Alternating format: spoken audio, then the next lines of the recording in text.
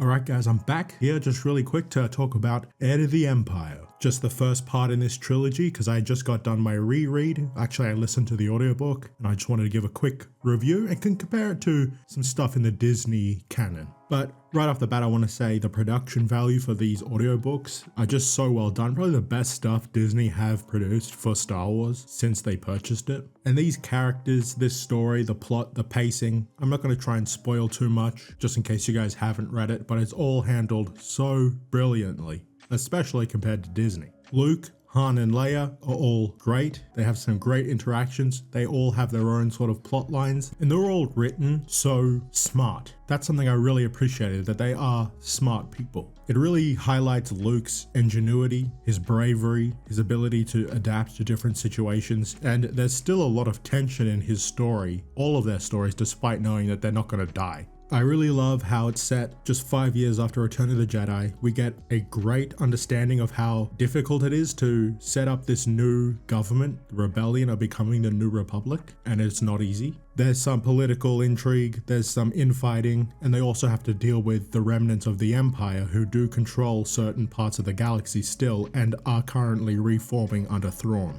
And that is a big problem with the Disney canon, especially these Mandalorian era projects. We really don't get a good understanding of the New Republic or the Imperial remnants. It's made clear exactly why Mon Mothma is in charge, exactly why they need Leia's help, and Leia's story is probably the least interesting, though it's still really good. She ends up going off with first Han and then Chewbacca. They have a pretty good story, but Luke is really the highlight for me. I am kind of a Luke fanboy, so I'm a little biased maybe. But when it comes to Leia's Force abilities and her progression as a Jedi, that is sparse in her story, but it feels fitting considering that she is pregnant at the time with twins. But her growing ability in the Force, when she's able to sense certain situations are coming up, like danger, like how she might be under attack, or she might be able to sense that there's something going on with Luke halfway across the galaxy. They are connected. They have these twin senses. I love it. She's a great character. Han and to a certain extent Lando, we through them get a good understanding of where the smugglers sit in this galaxy because they are interacting with them, and their story leads into a pretty interesting direction. And I don't really want to spoil it too much just in case you haven't read it because it's great. And when it comes to the narration for these two characters, Lando I thought was done really well, and Han sounds a lot like a guy doing an impression of Han Solo, but by the end I got used to it, so it was like pretty decent. It's not bad or anything, it was just a little hard to get used to at first. There are certain things that are contradicted by the prequels in a sense, just because this is not written when the prequels were a thing. So there's a lot of stuff in that is not really mentioned, but I can kind of excuse some of that, at least in this, because it's like, why would Luke know a lot about pre-Empire Republic history? Like, I don't think the Sith were a thing until the prequels, so they just call Darth Vader and the Emperor Dark Jedi.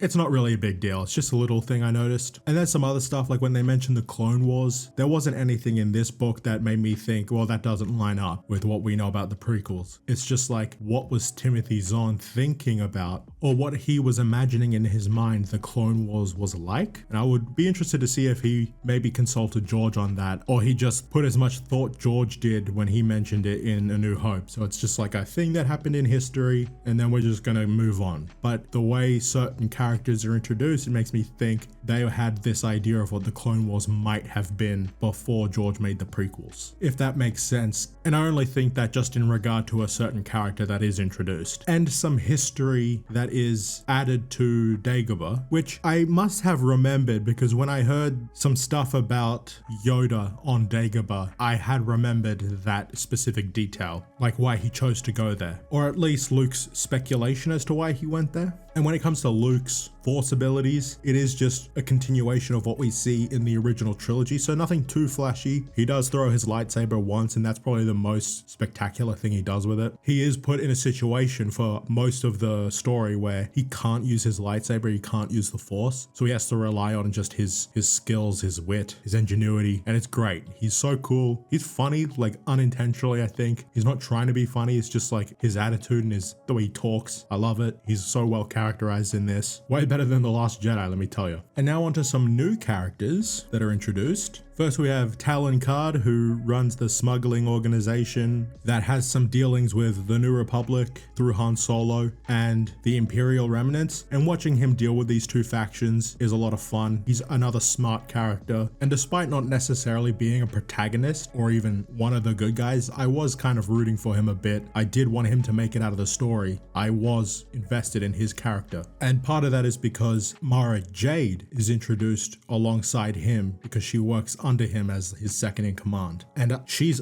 great. How many times have I said that word? But I love her characterization and her backstory. They work it into Return of the Jedi in a way that feels natural, or at least it doesn't feel like fanfic. It's also foreshadowed in the earlier part of the book in Luke's story, which I liked, which is also connected to some stuff in Empire Strikes Back, and it was just really well done. And her motivations, especially when it comes to how she thinks of Luke, I thought that was all handled really well, and I really liked that. And of course, we have Thrawn and Pelion, who are awesome in this. They're actually the first chapter in the book. And right away it establishes what kind of man Pelion is, what kind of leader, what kind of person Thrawn is, and just how capable they are and how dangerous the Empire is still. And through them we get to see the military operations and tactics of the Empire. And something I really wish we had gotten a lot more of, not only in the original trilogy, but also Disney. Like, they really dropped the ball with a lot of this stuff. And when it comes to Thrawn's intelligence and how it's portrayed, thanks to the writing, he is an intelligent villain, and you believe it. A lot of the times in Hollywood these days, when they want to write a really smart character, it just comes off like, oh, that character's read the script, so they know what's going to happen. Or they're just portrayed like they're really smart, but they don't really do anything that intelligent. That's how Disney Thrawn feels to me, and I think that's a lot to do with the people writing him, like Filoni. He's not exactly a creative guy. Not in my opinion, at least. There's a lot of times where Thrawn will think something, he ends up being right, but it's like, how does he know this? And Pelion luckily is there to be the person to be like, well, why are you thinking that? But then there's always something, one little thing someone does or someone says or Thrawn sees that he picks up on that makes him question what's going on, and he's able to figure out the truth of the matter. And one of the reasons why it works so well is because when people try to trick Thrawn,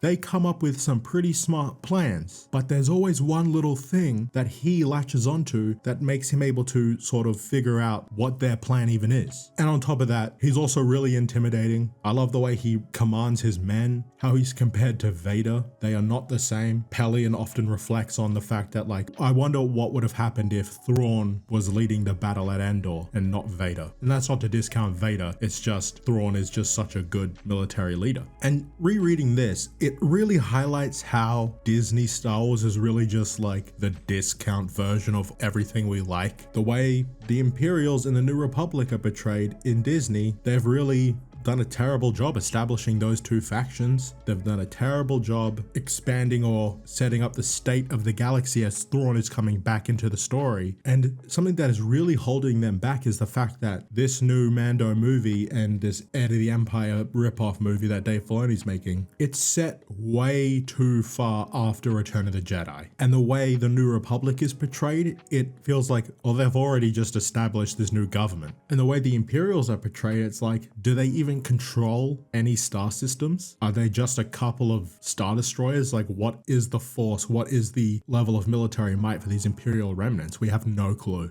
I would assume that they at least control Ilum and the star system that it's in, because no one finds out about Starkiller Base. And despite what Doomcock might say, they are not going to bring Luke, Han, and Leia into these movies and make them the leads. And that's another thing that's holding Disney Star Wars back and is going to hold their ripoff Heir of the Empire back, because Ahsoka and Ezra and Sabine and the Mandalorian, these characters are just not as iconic, not as interesting, not as well written, and are not as liked as the big three, or big 4 or 5 if you want to include Chewbacca and Lando, or big 6 and 7 if you're including R2 and C-3PO as well. But yep, that's just all I had to say. Just a quick little review of a book I just finished. Hope you guys enjoyed it. Hope you guys check it out. If you've already read it, let me know what you think about it. I'd be interested to hear your thoughts. And I'd also be interested to hear what you think of Disney Star Wars and their version of Thrawn, and what you think their version of Heir of the Empire is going to be. I don't think it's going to be anything worth seeing in the cinema. Be sure to like and subscribe.